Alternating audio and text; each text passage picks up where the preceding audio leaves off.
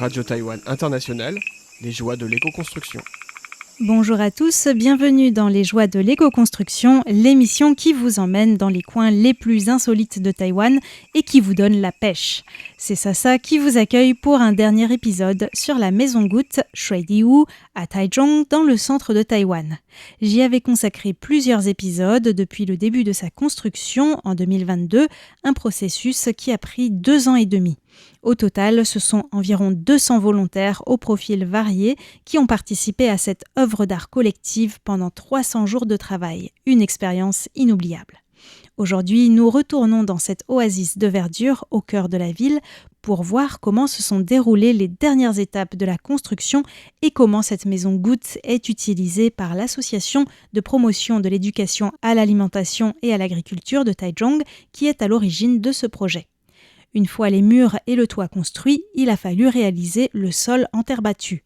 Je vous laisse découvrir ça en photo en consultant la page de cette émission sur le site de RTI, en tout cas le sol en terre que l'on sent sous la plante des pieds puisqu'il faut se déchausser en entrant, apporte une fraîcheur bienvenue quand il fait chaud et c'est le cas pratiquement toute l'année à Taichung.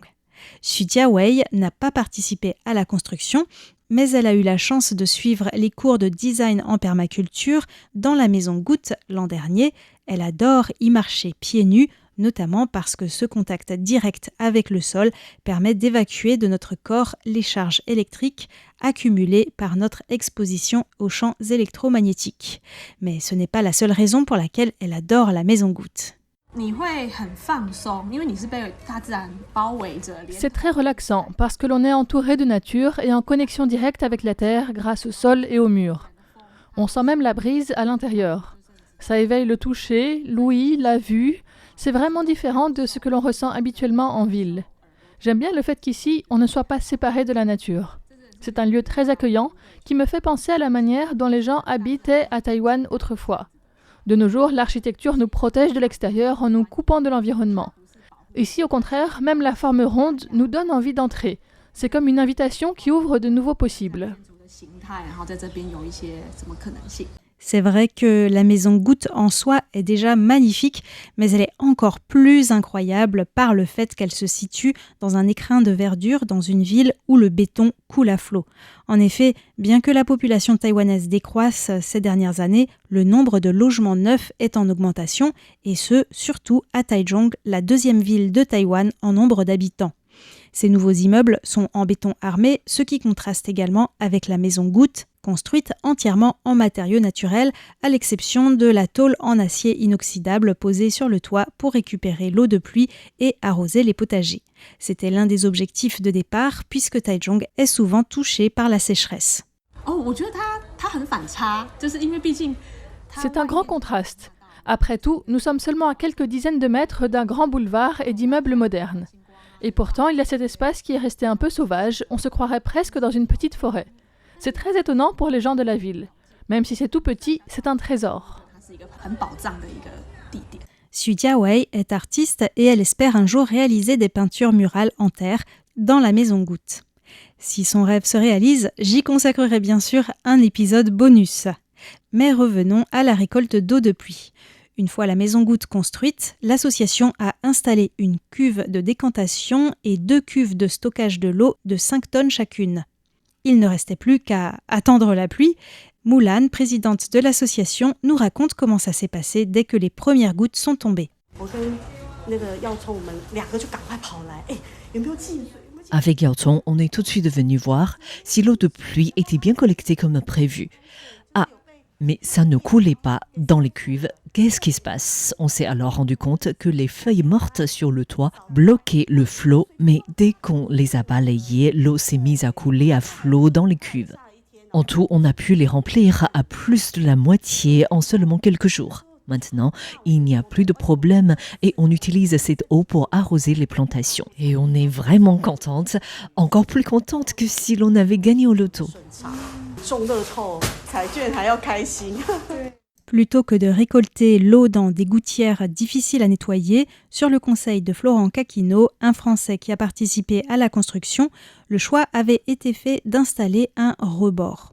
La toiture était ainsi recourbée vers le haut pour canaliser l'eau vers la pointe de la goutte, puis dans les cuves. Un choix d'abord esthétique et finalement moins coûteux. Les feuilles mortes étaient censées être entraînées par l'eau vers un bac de récupération pour le compost. Mais il y a eu un problème inattendu, comme l'explique Yao Tsong, président de l'association pendant le chantier.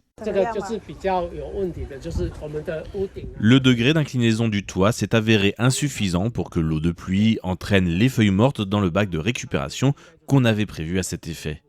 Les feuilles mouillées restent bloquées et empêchent l'eau de couler dans les cuves.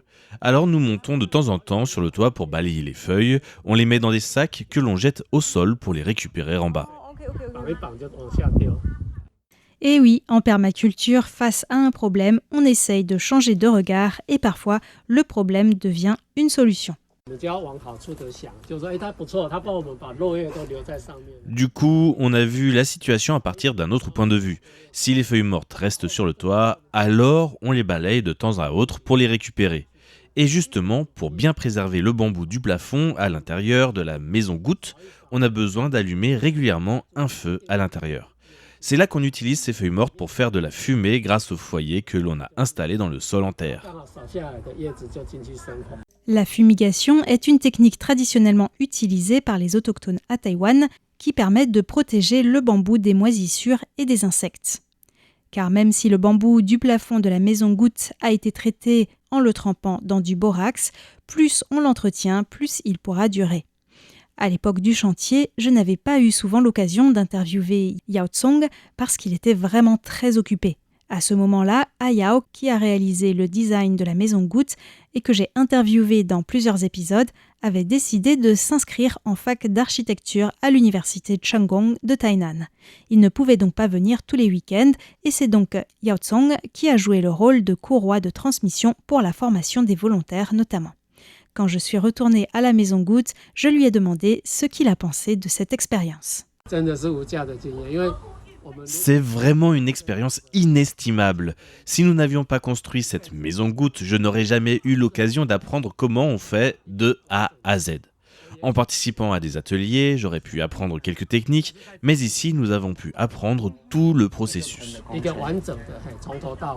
En plus de la maison goutte, Yao Tsong et Ayao se sont lancés dans la construction de toilettes sèches juste à côté. Et là, je me permets d'affirmer que c'est sans aucun doute les plus belles de tout Taïwan. Il n'y a qu'à regarder les photos sur notre site. Certains murs sont en torchis, d'autres en terre-paille allégée, light straw clay en anglais, tandis que d'autres sont en bambou tressé. L'occasion pour les volontaires d'apprendre de nouvelles techniques. Le niveau de finition est assez impressionnant comme toujours avec Ayao. Et en fin d'après-midi, quand l'ombre des arbres aux alentours se reflète sur les murs en terre, grâce aux rayons du soleil, c'est tout simplement magique. J'ai presque envie de dire, ce ne sont pas des toilettes, mais une œuvre d'art au même titre que la maison goutte.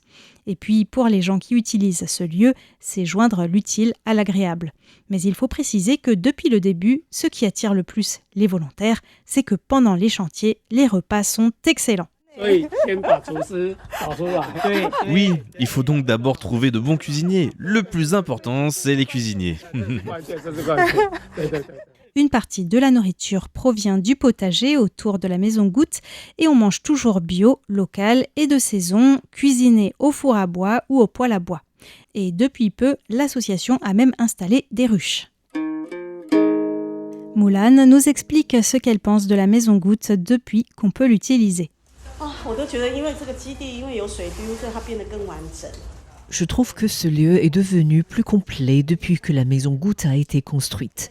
Et lorsque nous présentons aux visiteurs des modes de vie plus durables, elle nous aide à convaincre les gens, car c'est un exemple concret de ce que l'on peut faire en architecture naturelle. Nous l'avons construite, elle est là, devant nous. Ce n'est pas un concept abstrait. Que ce soit les visiteurs ou les étudiants qui suivent des cours ici, j'ai remarqué qu'ils étaient tous émus quand ils entrent dans cette maison goutte. Ça met dans un état d'esprit où l'on a envie d'agir pour l'environnement. Je pense que c'est un super site de démonstration. Démonstration non seulement que ce que l'on apprend en cours de design en permaculture peut être réellement mis en œuvre, un mode de vie plus durable et basé sur l'entraide, et aussi démonstration des avantages de la construction en matériaux naturels. J'ai demandé à Mulan s'il n'y avait pas eu de problème dû au séisme, au typhon ou même à l'humidité. Et la réponse est non.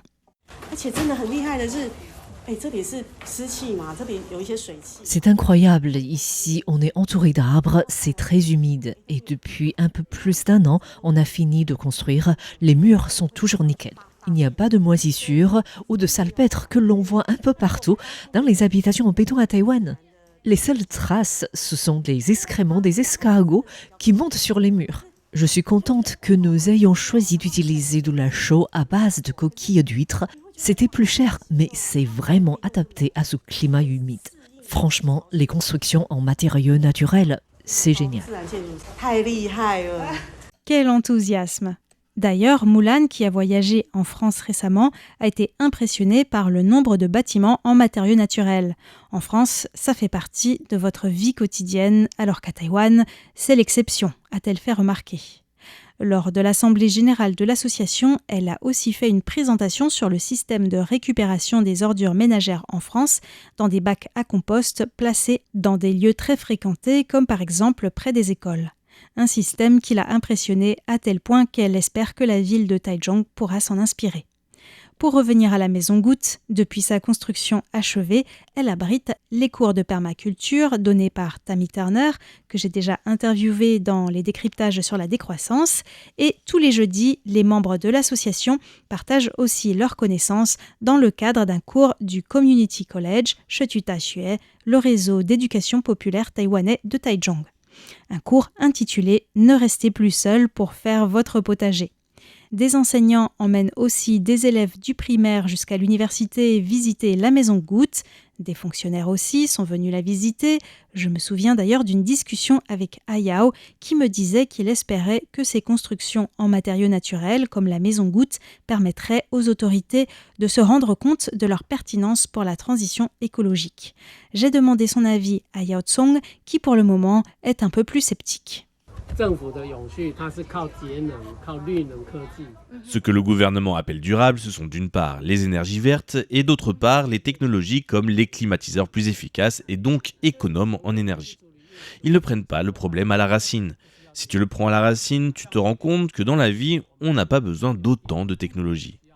Par exemple, ici, nous n'avons pas besoin d'air conditionné grâce à tous les arbres que nous avons laissés autour de nous. Ce sont deux manières différentes de réfléchir à ce qui est durable. Le gouvernement taïwanais s'est fixé, comme en France et la plupart des pays industrialisés, un objectif de neutralité carbone nette d'ici à 2050. À Taïwan, l'accent est surtout mis sur les énergies vertes et le numérique. Mulan regrette que les fonctionnaires aient tendance à croire que la technologie pourra résoudre tous les problèmes, alors que la frugalité pourrait aussi être une piste intéressante. Il y a quelques semaines, des fonctionnaires du bureau de l'environnement de la ville sont venus voir la maison Goutte. Mulan partage son ressenti. Ils m'ont semblé très éloignés de notre approche et ne parlaient que de technologie, alors qu'ici on est plutôt dans une optique d'économie d'énergie et de ressources en eau. On cuisine au feu de bois, on fait du compost, on utilise des toilettes sèches. Les fonctionnaires disent que c'est bien, mais ils ne promeuvent pas cette manière de faire. Ils n'ont qu'une chose à la bouche. Ce que vous faites, tout le monde ne l'accepterait pas. Mais ils pensent du coup que tout le monde accepte leur modèle basé sur la technologie.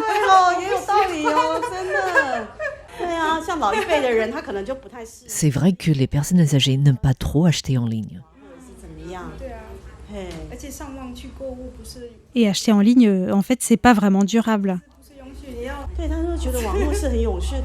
Oui, ils disent que l'Internet, le numérique, c'est durable, mais en réalité, ça consomme beaucoup d'énergie. Sans compter l'extraction des minerais pour fabriquer les téléphones et ordinateurs, qui se fait dans des conditions de travail très difficiles et détruit les écosystèmes. Oui, mais toutes ces informations sont très peu connues à Taïwan. Personne n'en parle et je crois que c'est vraiment problématique. Pour revenir au secteur public, les fonctionnaires ont tendance à croire que la technologie peut résoudre tous les problèmes. Donc, je ne suis pas sûre que les autorités, les gens au pouvoir acceptent de promouvoir des endroits comme ici.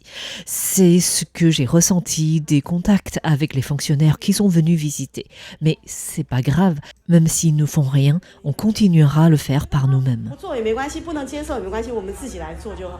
Les autorités accepteront-elles de promouvoir les constructions en matériaux naturels à l'avenir ?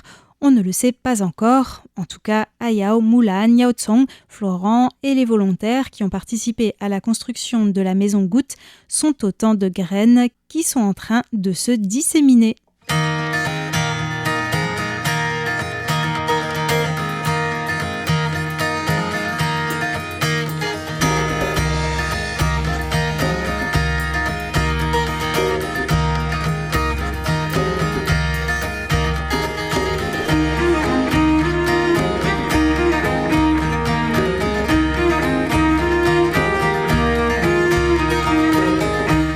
C'est ainsi que s'achève cet épisode sur la Maison Goutte. Je vous invite, comme d'habitude, à aller voir les photos et même une petite vidéo sur notre site internet. À très bientôt.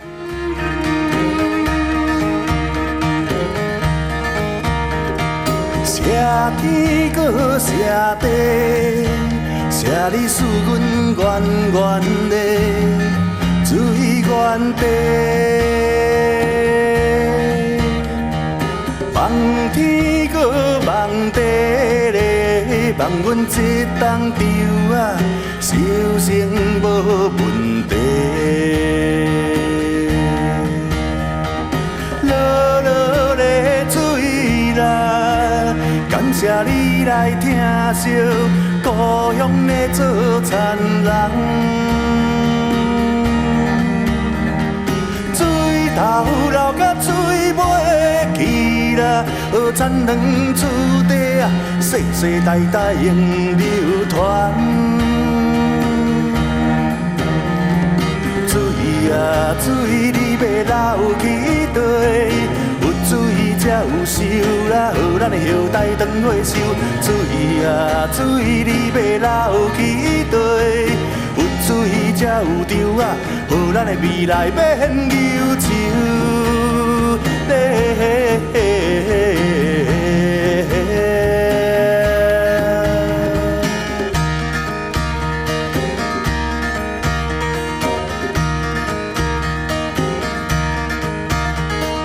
敬天搁敬地，有你保庇这地，百年的水源地。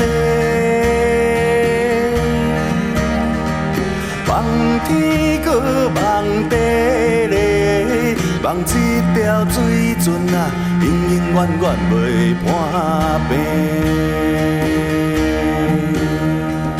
阿公咧讲起这条碧船的水，饲大了囝儿世世平安搁顺遂。如今政府财团要来这，抢到这条百年历史的水船。伊讲阮无爱，阮无爱，阮要予囝孙啊，久久长长生活伫这边啦，水宝地。水啊水，你要流去地，流入田地市场啊，予咱的子孙啊万万岁。